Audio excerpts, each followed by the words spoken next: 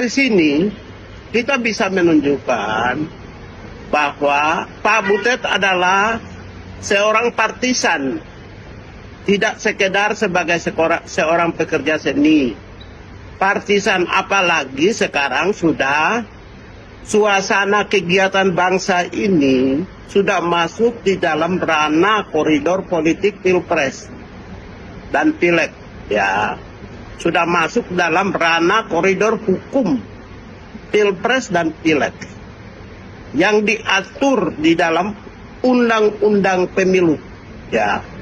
Karena itu semua gerakan para seniman sekalipun atau para aktivis, ya, yang menghadirkan atau mengundang jumlah orang lebih banyak atau menghadirkan khalayak atau massa, kemudian menyampaikan opini-opini politik adalah bertentangan dengan undang-undang. Oleh karena itu, apakah itu melanggar HAM? Polisi membatasi? Tidak ada. Polisi tidak melakukan pelanggaran HAM. Karena apa? Ya, karena sesuai dengan hukum HAM internasional, prinsip HAM Syracuse Principle, bahkan juga dipertegas di dalam berbagai undang-undang nasional, termasuk Undang-Undang Hak Asasi Manusia. Negara boleh melakukan pembatasan, khususnya hak asasi manusia yang bisa dibatasi. Salah satunya adalah kebebasan ekspresi, yaitu di dalamnya kebebasan ekspresi seni. Ya. Jadi tidak hanya sekedar polisi membatasi kegiatan ekspresi seni yang objektif, tapi karena mengekspresikan seni yang mengandung nilai-nilai kebencian, mengandung nilai-nilai politik dalam suasana politik, di mana aktornya Pak Butet adalah seorang partisan calon presiden yang mengekspresikan keseniannya yang konten atau isinya adalah mengandung unsur kebencian, ya, seperti kata-kata penculik, seperti kata-kata musuh bebuyutan. Saya kira kata-kata itu adalah mengandung unsur kebencian dan membangun opini negatif, citra negatif terhadap, ya, calon-calon presiden yang lain. Oleh karena itulah kepolisian menetralkan, menjaga ketentraman, menjaga ketertiban, dan mengatur, ya, tidak mengintimidasi, tapi mengatur atau menata, mengatur supaya tidak menabrak aturan. Apakah polisi melanggar HAM? Tidak. Karena apa? Kebebasan ekspresi itu bisa dibatasi. Namanya derogable right, hak asasi yang bisa dibatasi.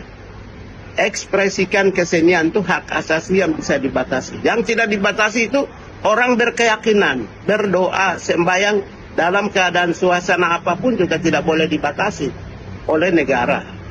Ya, karena itulah maka apa yang dilakukan oleh pihak kepolisian adalah sesuai dengan koridor hukum dan hak asasi manusia, karena pengaturan tentang penyampaian pendapat, pikiran, perasaan yang mengandung unsur politik untuk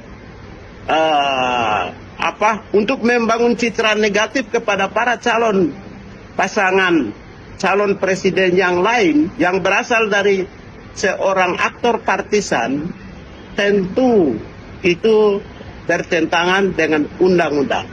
Apa itu undang-undang? Undang-undang pemilu dan turunannya melarang kecuali kalau panggung kampanye, tidak masalah. Di hari kampanye, ya, di depan para partisan, di samping para calon presiden, kemudian Anda menyampaikan kepada mereka yang tujuannya agar menarik simpati atau menarik massa elektoral, tidak masalah, itu tidak masalah.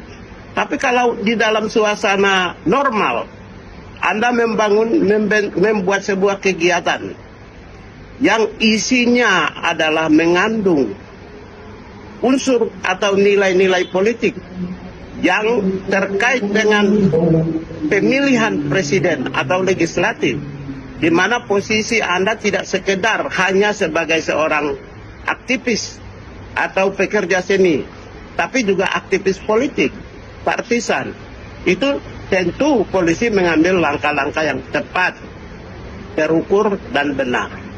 Karena itulah kata-kata intimidasi, violence, itu tidak.